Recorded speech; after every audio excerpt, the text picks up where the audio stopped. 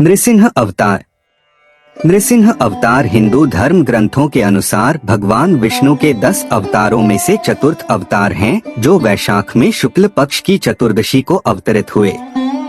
पृथ्वी के उद्धार के समय भगवान ने वाराह अवतार धारण करके हिरण्याक्ष का वध किया। उसका बड़ा भाई हिरण्यकशिपु बड़ा रुष्ट हुआ।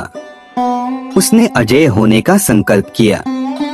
सहस्त्रों वर्ष बिना जल के वह सर्वथा स्थिर तप करता रहा।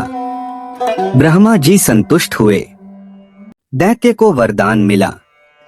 उसने स्वर्ग पर अधिकार कर लिया। लोकपालों को मार भगा दिया। स्वत संपूर्ण लोकों का अधिपति हो गया।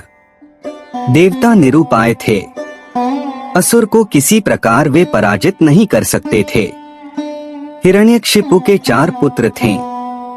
एक दिन सहज ही अपने चारों पुत्रों में सबसे छोटे प्रहलाद से पूछा, बेटा तुझे क्या अच्छा लगता है? प्रहलाद ने कहा, इन मिथ्या भोगों को छोड़कर वन में श्री हरि का भजन करना। ये सुनकर हिरण्यकशिपु बहुत क्रोधित हो गया। उसने कहा, इसे मार डालो, यह मेरे शत्रु का पक्षपाती है। असुरों ने आघात किया।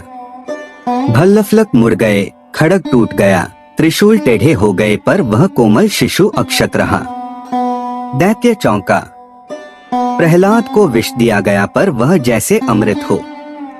सर्प छोड़े गए उनके पास और वे फण उठाकर झूमने लगे। मत्त गजराज ने उठाकर उन्हें मस्तक पर रख लिया।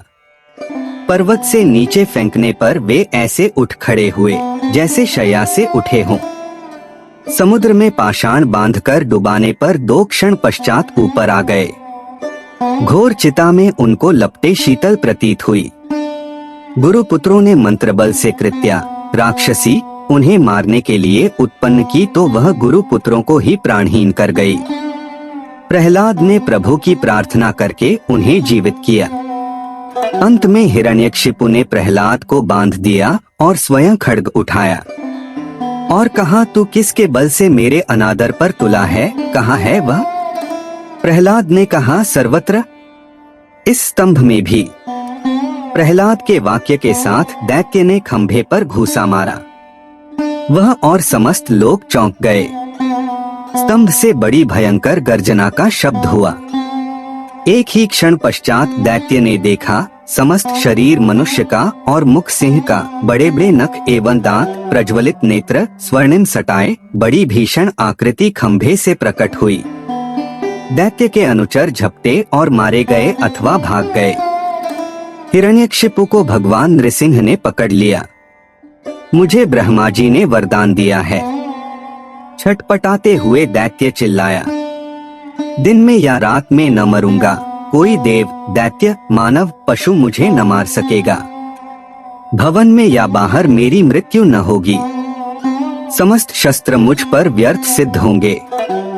भूमि जल गगन सर्वत्र मैं अवध्य हूँ। नृसिंह बोले, देख यह संध्या काल है। मुझे देख कि मैं कौन हूँ।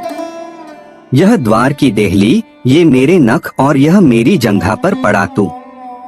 अट्टहास करके भगवान ने नखों से उसके वक्ष को विदीर्ण कर डाला।